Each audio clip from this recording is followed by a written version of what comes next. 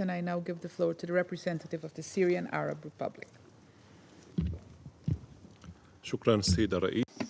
Thank you, Madam President. Madam President, for more than 144 days, the world at large has been seeing war crimes, crimes against humanity, and genocide committed by the Israeli occupying authorities against the Palestinian people. Regrettably, the Security Council is paralyzed because one country, one member of this council, prevented it from discharging its responsibility in maintaining peace and security in our region. The US, for 4 times, used the veto to prevent the condemnation of Israeli hostilities and stopping these hostilities in flagrant disregard of the will of member states to this council in particular and the wider UN membership in general. In a vicious endeavor to intensify and escalate tensions in our region, Israel persists in its attacks on Israeli lands, targeting residential blocks and houses of safe civilians. The last of these strikes was on the 21st of February. It targeted a residential building in Kafr Sousa neighborhood in the capital, Damascus. As a result,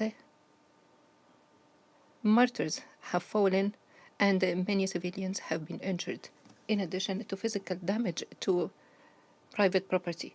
Mr. President, we listened attentively to the briefing of Special Envoy Geir Pedersen.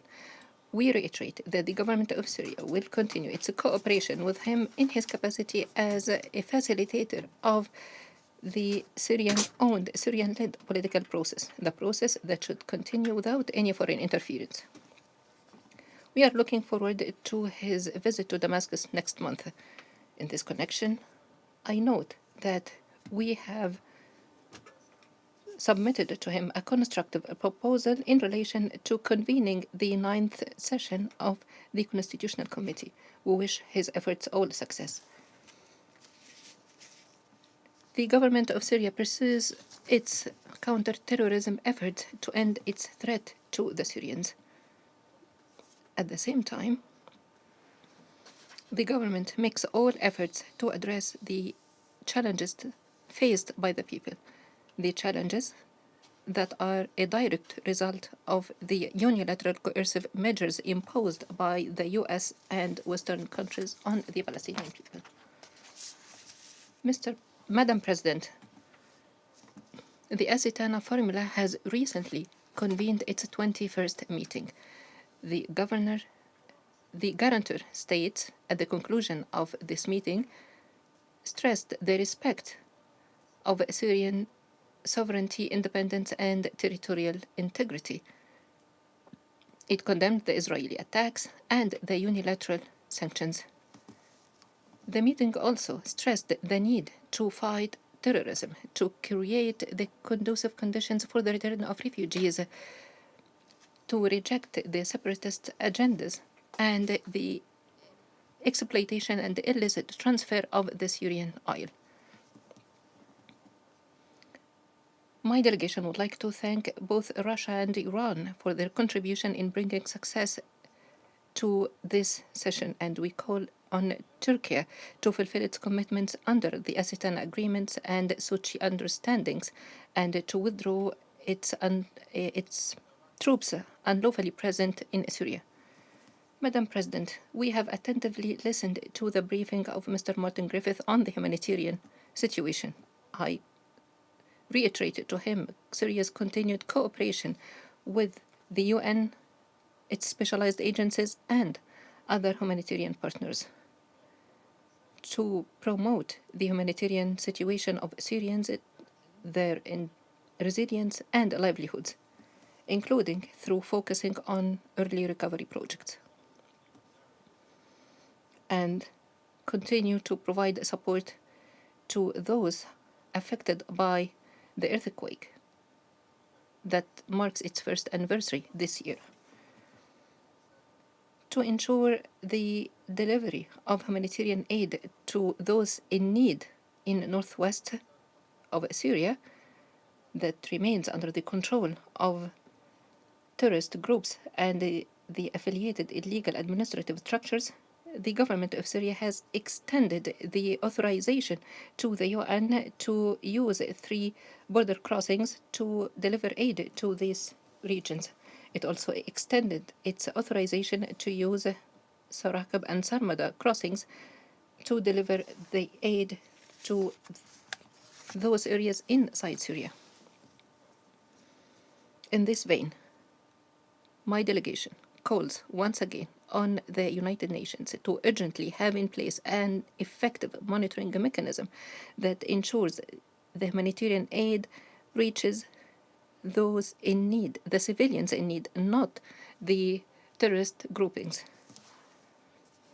And we condemn those who ignore the humanitarian aid grabbing by Hayat Tahrir al-Sham and the diversion of this aid and denying the civilians to have access to this aid. We also stress the need to review the whole of Syria humanitarian architecture so more resources are not wasted on unnecessary offices. We stress the importance for the UN to restore its role and mandate in Syria. Madam President,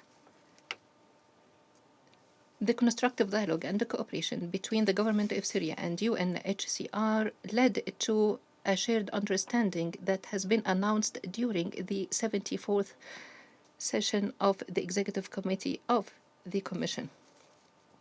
The understanding stressed the measures taken by Syria to create the conducive environment for the return of Syrian refugees and migrants to their homes. These measures included the issuance of pardon decrees, conciliation and reconciliation approach, having in place regulatory and legislative infrastructure, and issuing necessary official documents. The imposition of unilateral coercive measures by Western countries, the U.S. systematic looting of Syrian economic resources and wealth, the continued unlawful U.S. and Turkish military presence in Syria, the targeting by Turkey of Al-Aluk water station and not allowing the UN to repair it, which denied the people of Al-Hasaka to have access to clean water, as well as the repeated Israeli attacks on the civilian infrastructure. All these have limited the increase in the rate of voluntary return and obstructed the UN humanitarian and development mandate. Those countries continue to link humanitarian aid with political conditions. They fail to fulfill their commitments. As a result, humanitarian work is severely underfunded. A case in point is the worrying funding shortage of the World Food Programme. Madam President, Syria believes that constructive dialogue is the foundation of international relations. It believes that building friendly relations among states depend on the full respect of their sovereignty, territorial integrity, and non-interference in their internal affairs.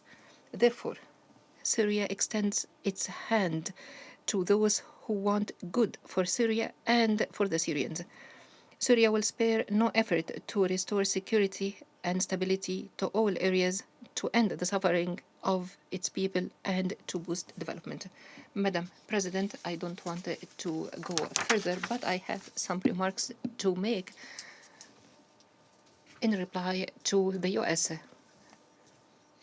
The false claims the U.S. made, and we'd like to stress the following. First, addressing those who remain in Rukban camp require the end of U.S. occupation of Al-Talf region and end the training and sponsorship provided by U.S. to terrorist groups active in this region. Second, drug smuggling, like other illicit forms of trafficking, the looting of monuments, artifacts, and Syrian wealth is a systematic practice of the U.S. Syria, on its part, makes all efforts in cooperation with neighboring countries to stand in the face of drug trafficking and smuggling. Syria made remarkable achievements in this respect. Third, as to his claim of the invitation of the so-called ceasefire, he may call his administration or the regime and its child, Israel, to put an end to their attacks in Syria and put an end to the occupation of the Syrian territories and to put an end to the sponsorship of terrorist groups. Thank you, Madam President. Public for his statement.